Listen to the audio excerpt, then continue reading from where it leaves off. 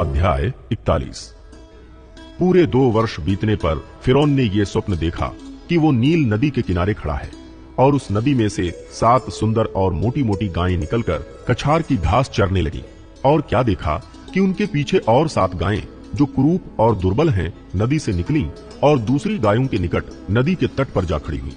तब ये कुरूप और दुर्बल गायें उन 7 सुंदर और मोटी मोटी गायों को खा गईं। तब फिरौन जाग उठा और वह फिर सो गया और दूसरा स्वप्न देखा कि एक डंठल में से 7 मोटी और अच्छी अच्छी बालें निकली।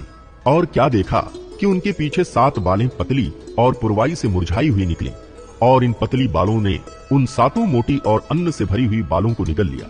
तब फिरौन जागा और उसे मालूम हुआ कि यह स्वप्न ही था। भोर को फिरौन का मन व्याकुल हुआ और उसने मिस्र के सब ज्योतिषियों और पंडितों को बुलवा भेजा और उनको अपने स्वप्न बताए, पर उनमें से कोई भी उनका फल फिरौन को न बता सका। तब पिलाने हारों का प्रधान फिरौन से बोल उठा, मेरे अपराध आज मुझे स्मरण आए। जब फिरौन अपने दासों से क्रोधित हुआ था और मुझे और पकाने हारों के प्रधान को कैद करा के अंगरक्षकों के प्रधान के घर के बंदी गृह में डाल दिया था, तब हम दोनों ने एक ही रात में अपने अपने होनहार के अनुसार स्वप्न देखा। वहां हमारे साथ एक इब्री जवान था जो अंगरक्षकों के प्रधान का दास था। अतः हमने उसको बताया और उसने हमारे स्वप्नों का फल हमसे कहा। हम में से एक एक के स्वप्न का फल उसने बता दिया और जैसा जैसा फल उसने हमसे कहा था वैसा ही हुआ भी। अर्थात मुझको तो मेरा पद फिर मिला, पर वो फांसी पर लटकाया गया। तब फिरौन ने यूसुफ को बुलवा भेजा और वो झटपट बंदी गृह से बाहर निकाला गया और बाल बनवाकर और वस्त्र बदलकर फिरौन के सामने आया। फिरौन ने यूसुफ से कहा, मैंने एक स्वप्न देखा है और उसके फल का बताने वाला कोई भी नहीं, और मैंने तेरे विषय में सुना है कि तू स्वप्न सुनते ही उसका फल बता सकता है। यूसुफ ने फिरौन से कहा, मैं तो कुछ नहीं जानता, परमेश्वर ही फिरौन के लिए शुभ वचन देगा।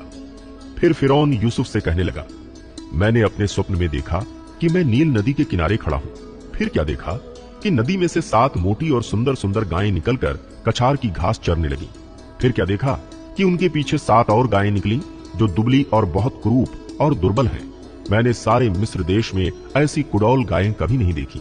इन दुर्बल और कुडौल गायों ने उन पहली 7 मोटी मोटी गायों को खा लिया, और जब वे उनको खा गईं, तब ये मालूम नहीं होता था कि वे उनको खा गई हैं, क्योंकि वे पहले के समान जैसी की तैसी कुडौल रहीं। तब मैं जाग उठा। फिर मैंने दूसरा स्वप्न देखा कि एक ही डंठल में 7 अच्छी अच्छी और अन्न से भरी हुई बालें निकली। फिर क्या देखता हूँ कि उनके पीछे और 7 बालें छूछी छूछी और पतली और पुरवाई से मुरझाई हुई निकली, और इन पतली बालों ने उन 7 अच्छी अच्छी बालों को निगल लिया। इसे मैंने ज्योतिषियों को बताया, पर इसका समझाने हारा कोई नहीं मिला। तब यूसुफ ने फिरौन से कहा, फिरौन का स्वप्न एक ही है। परमेश्वर जो काम करना चाहता है उसको उसने फिरौन पर प्रकट किया है। वे 7 अच्छी अच्छी गायें 7 वर्ष हैं, और वे 7 अच्छी अच्छी बालें भी 7 वर्ष हैं। स्वप्न एक ही है। फिर उनके पीछे जो दुर्बल और कुडौल गायें निकली और जो 7 छूछी और पुरवाई से मुरझाई हुई बालें निकली, वे अकाल के 7 वर्ष होंगे। ये वही बात है जो मैं फिरौन से कह चुका हूँ कि परमेश्वर जो काम करना चाहता है उसे उसने फिरौन को दिखाया है। सुन, सारे मिस्र देश में 7 वर्ष तो बहुतायत की उपज के होंगे।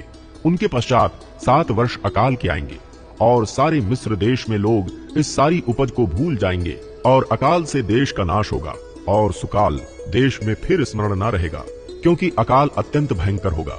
और फिरौन ने जो ये स्वप्न 2 बार देखा है, इसका भेद यही है कि ये बात परमेश्वर की ओर से नियुक्त हो चुकी है, और परमेश्वर इसे शीघ्र ही पूरा करेगा।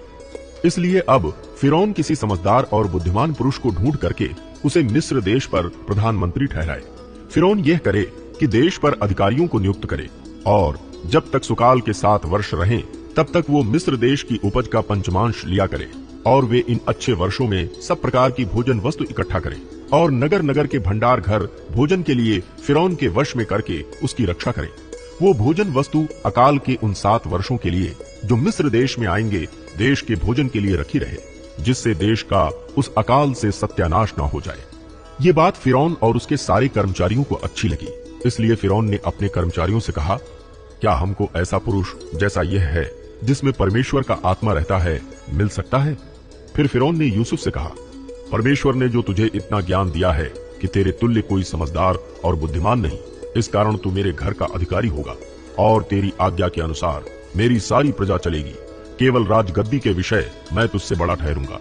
फिर फिरौन ने यूसुफ से कहा, सुन, मैं तुझको मिस्र के सारे देश के ऊपर अधिकारी ठहरा देता हूँ। तब फिरौन ने अपने हाथ से अंगूठी निकाल के यूसुफ के हाथ में पहना दी और उसको बढ़िया मलमल के वस्त्र पहनवा दिया और उसके गले में सोने की जंजीर डाल दी और उसको अपने दूसरे रथ पर चढ़वाया। और लोग उसके आगे आगे ये प्रचार करते चले कि घुटने टेक कर दंडवत करो। और उसने उसको मिस्र के सारे देश के ऊपर प्रधानमंत्री ठहराया। फिर फिरौन ने यूसुफ से कहा, फिरौन तो मैं हूँ, पर सारे मिस्र देश में कोई भी तेरी आज्ञा के बिना हाथ पांव ना हिलाएगा। तब फिरौन ने यूसुफ का नाम सापनत पानेह रखा और ओन नगर के याजक पोतीपेरा की बेटी आसनत से उसका विवाह करा दिया। और यूसुफ सारे मिस्र देश में दौरा करने लगा। जब यूसुफ मिस्र के राजा फिरौन के सम्मुख खड़ा हुआ तब वो 30 वर्ष का था। वो फिरौन के सम्मुख से निकलकर सारे मिस्र देश में दौरा करने लगा। सुकाल के 7 वर्षों में भूमि बहुतायत से अन्न उपजाती रही और यूसुफ उन 7 वर्षों में सब प्रकार की भोजन वस्तुएं जो मिस्र देश में होती थीं जमा करके नगरों में रखता गया। और हर एक नगर के चारों ओर के खेतों की भोजन वस्तुओं को वो उसी नगर में इकट्ठा करता गया। इस प्रकार यूसुफ ने अन्न को समुद्र की बालू के समान अत्यंत बहुतायत से राशि राशि गिन के रखा, यहाँ तक कि उसने उनका गिनना छोड़ दिया क्योंकि वे असंख्य हो गई। अकाल के प्रथम वर्ष के आने से पहले यूसुफ के 2 पुत्र ओन के याजक पोतीपेरा की बेटी आसनत से जन्मे। यूसुफ ने अपने जेठे का नाम ये कह के मनश्शे रखा कि परमेश्वर ने मुझसे मेरा सारा क्लेश और मेरे पिता का सारा घराना भुला दिया है। दूसरे का नाम उसने ये कह के एप्रैम रखा कि मुझे दुख भोगने के देश में परमेश्वर ने फलवंत किया है। मिस्र देश के सुकाल के 7 वर्ष समाप्त हो गए और यूसुफ के कहने के अनुसार 7 वर्षों के लिए अकाल आरंभ हो गया। सब देशों में अकाल पड़ने लगा, परंतु सारे मिस्र देश में अन्न था। जब मिस्र का सारा देश भूखों मरने लगा तब प्रजा फिरौन से चिल्ला चिल्ला कर रोटी मांगने लगी और वो सब मिस्रियों से कहा करता था, यूसुफ के पास जाओ और जो कुछ वो तुमसे कहे वही करो। इसलिए जब अकाल सारी पृथ्वी पर फैल गया और मिस्र देश में अकाल का रूप भयंकर हो गया तब यूसुफ सब भंडारों को खोल खोल के मिस्रियों के हाथ अन्न बेचने लगा। इसलिए सारी पृथ्वी के लोग मिस्र में अन्न मोल लेने के लिए यूसुफ के पास आने लगे, क्योंकि सारी पृथ्वी पर भयंकर अकाल था।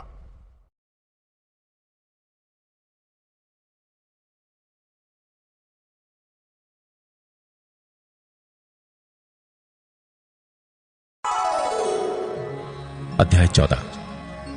उस समय चौथाई देश के राजा हेरोदेस ने यीशु की चर्चा सुनी और अपने सेवकों से कहा, ये यूहन्ना बपतिस्मा देने वाला है, वो मरे हुओं में से जी उठा है, इसीलिए उससे समर्थ के काम प्रकट होते हैं। क्योंकि हेरोदेस ने अपने भाई फिलिप्पुस की पत्नी हेरोदियास के कारण यूहन्ना को पकड़कर बांधा और जेल खाने में डाल दिया था, क्योंकि यूहन्ना ने उससे कहा था कि इसको रखना तेरे लिए उचित नहीं है। इसलिए वो उसे मार डालना चाहता था, पर लोगों से डरता था क्योंकि वे उसे भविष्यद्वक्ता मानते थे। पर जब हेरोदेस का जन्मदिन आया तो हेरोदियास की बेटी ने उत्सव में नाच दिखाकर हेरोदेस को खुश किया। इस पर उसने शपथ खाकर वचन दिया, जो कुछ तू मांगेगी मैं तुझे दूंगा। वो अपनी माता के उस कहने से बोली, यूहन्ना बपतिस्मा देने वाले का सिर थाल में यहीं मुझे मंगवा दे। राजा दुखी हुआ, पर अपनी शपथ के और साथ बैठने वालों के कारण आज्ञा दी कि दे दिया जाए, और उसने जेल खाने में लोगों को भेजकर यूहन्ना का सिर कटवा दिया और उसका सिर थाल में लाया गया और लड़की को दिया गया, जिसे वो अपनी मां के पास ले गई। तब यूहन्ना के चेले आए और उसके शव को ले जाकर काट दिया और जाकर यीशु को समाचार दिया। जब यीशु ने यह सुना तो वो नाव पर चढ़कर वहां से किसी सुनसान जगह को एकांत में चला गया। लोग ये सुनकर नगर नगर से पैदल ही उसके पीछे हो लिए। उसने निकलकर एक बड़ी भीड़ देखी और उन पर तरस खाया और उनके बीमारों को चंगा किया। जब सांझ हुई तो उसके चेलों ने उसके पास आकर कहा, ये सुनसान जगह है और देर हो रही है, लोगों को विदा किया जाए कि वे बस्तियों में जाकर अपने लिए भोजन मोल लें। पर यीशु ने उनसे कहा, उनका जाना आवश्यक नहीं, तुम ही उन्हें खाने को दो। उन्होंने उससे कहा, यहां हमारे पास 5 रोटी और 2 मछलियों को छोड़ और कुछ नहीं है। उसने कहा, उनको यहां मेरे पास ले आओ। तब उसने लोगों को घास पर बैठने को कहा और उन 5 रोटियों और 2 मछलियों को लिया और स्वर्ग की ओर देखकर धन्यवाद किया और रोटियां तोड़ तोड़ कर चेलों को दी, और चेलों ने लोगों को